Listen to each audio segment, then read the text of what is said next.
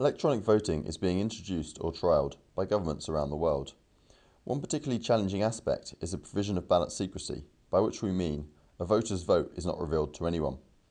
In this video, we will analyse ballot secrecy in Helios. Helios is an open source, web-based electronic voting system, which is suitable for use in low-coercion environments. The scheme is significant because it has been implemented and deployed for use in real elections. In particular, the University of Leuven adopted the system in 2009 to elect the university president, and Princeton University used Helios earlier this year to elect their student vice president. In addition, the International Association of Cryptologic Research trialled the scheme in a non-binding poll, which also took place earlier this year. Amongst other properties, Helios claims to satisfy ballot secrecy. Unfortunately, contrary to what was previously believed, we will now demonstrate an attack that violates ballot secrecy. So let's see how the attack works.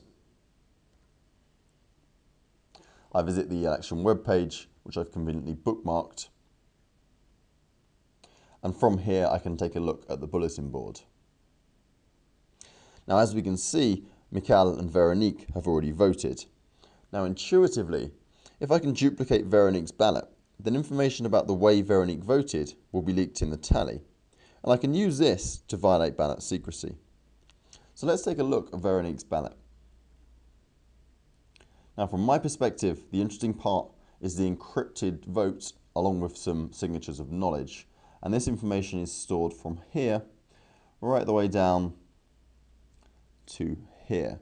The other information stored within the ballot includes the hash of the ballot, for example, which is stored here, some information about the user ID, which is here, and as you may have noticed at the top, the time at which the ballot was cast.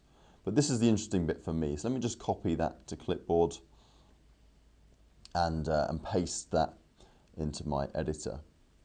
Now, the way the signature proof of knowledge is verified is done using modular arithmetic.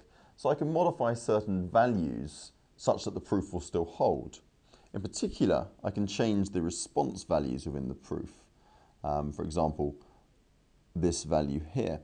Now, of course, I want to add the modulo part to it, and that is actually the part of the public key of the election, which I'll just get.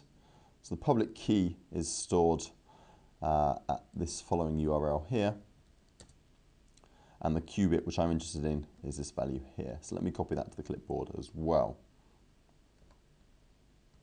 Now I'm going to need a calculator, so let me fire up Python, and I'll store that value for convenience.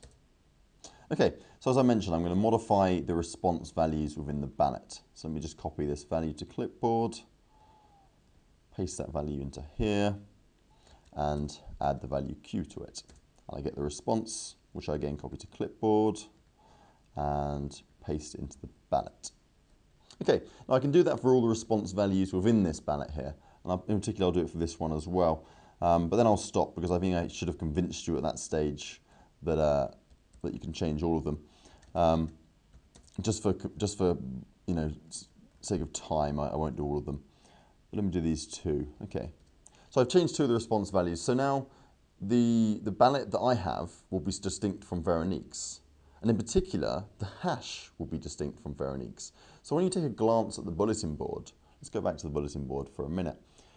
When you take a glance at the bulletin board, which is here, this hash value here of Mikhail and this hash value here of Veronique, when I cast my value, I want my hash value to be distinct from Mikhail's and Veronique's. Now if I just replay Veronique's ballot, then of course they'll be the same. Now although that's possible and it's fine to do that, I will be caught relatively quickly. So if I want to be somewhat covert, then I need to go about it slightly differently. Okay, so let me now cast my ballot. So I return to the election web page. I want to vote in this election. And I'm going to use the standard Helios voting booth software to do this, rather than craft my own script to submit ballots on my behalf. This is just for convenience. I don't actually need to use the voting booth at all. It's just somewhat quicker for me to do so in this demo.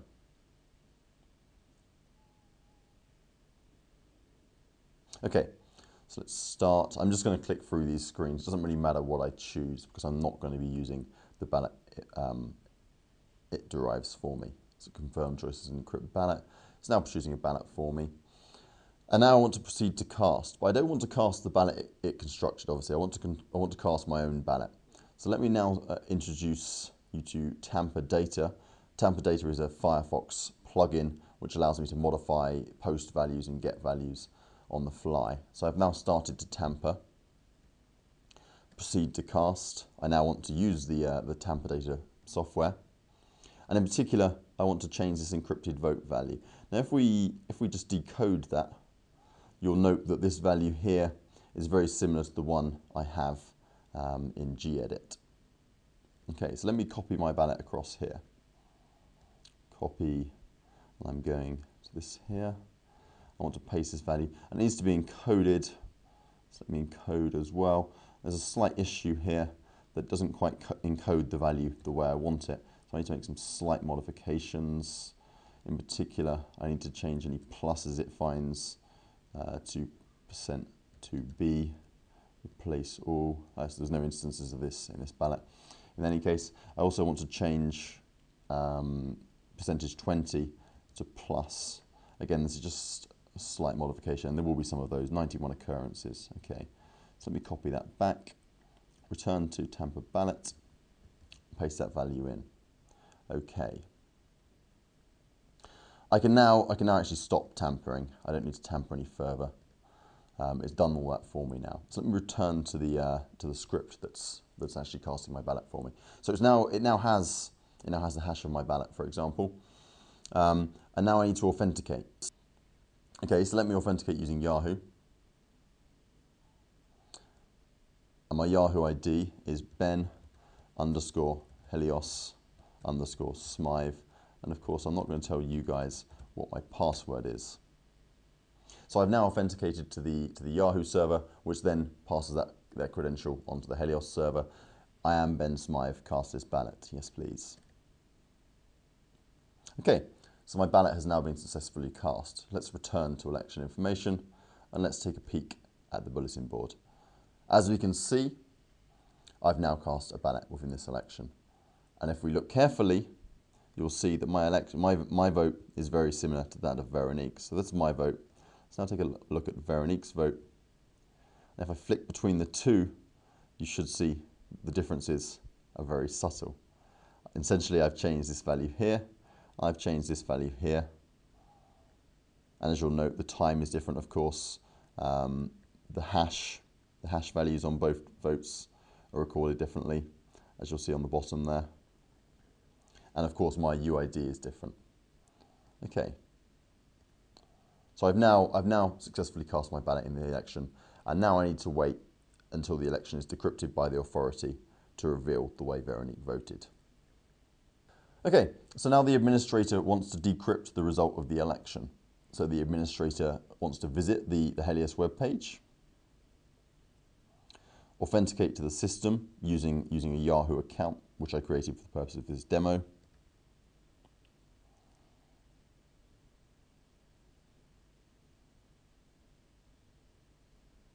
And the administrator's Yahoo ID is admin Helios with password. Well, again, I'm not going to tell you the password.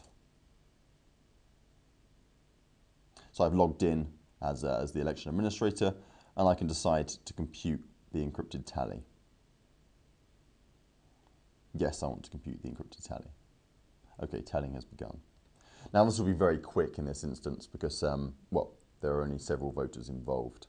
In addition, the administrator also needs to decrypt the election result once the tally has provided the decryption keys. And again, this is performed using the Helios web server. So I can just click Combine Trustee Descriptions and Release Results.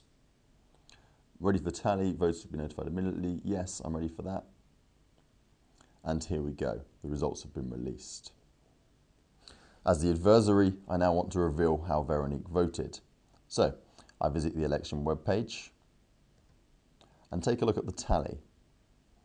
Now, I duplicated Veronique's vote, so Veronique's answer should appear twice. And given that we're an electorate of 3, the remaining candidate, Mikhail, his vote will appear once. So from the result here, I can tell that Veronique and I voted yes, and Mikhail voted no. Therefore, I've compromised Veronique's privacy, and in fact, I've also compromised Mikhail's privacy. Mikhail and Veronique may of course question whether the fact that I violated their privacy can be detected. Now, these are independent properties, so it doesn't really matter, but it's interesting to see that the verification also holds. So let me now take a look at that. So I can verify the audit information of the election, and I can verify the election tally here.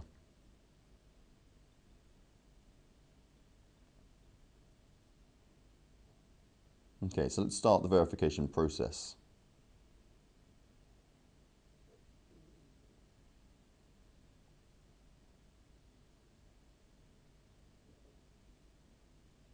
And for any sponsors that are watching, you'll realise that my laptop is quite slow, and therefore you may want to supply me some more funds to buy a new one, as you can see from this error message.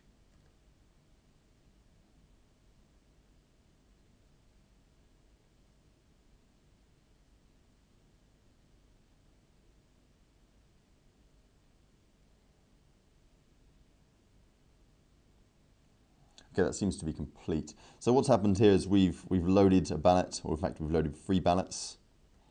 We've then verified that the ballot is correctly formed. So this ballot is correct, this ballot is correct, this ballot is correct. The trustee's key was correctly formed, the tally's been verified correctly, and the final result has been verified. So we have full election verifiability, despite the fact I've compromised the privacy of some of the voters within the election. As I mentioned, they're independent properties, but it's nice to see that the verification still holds, even though I've compromised privacy. And that's it. For those of you that are interested, the full research paper associated with this video is available on my webpage. Thank you.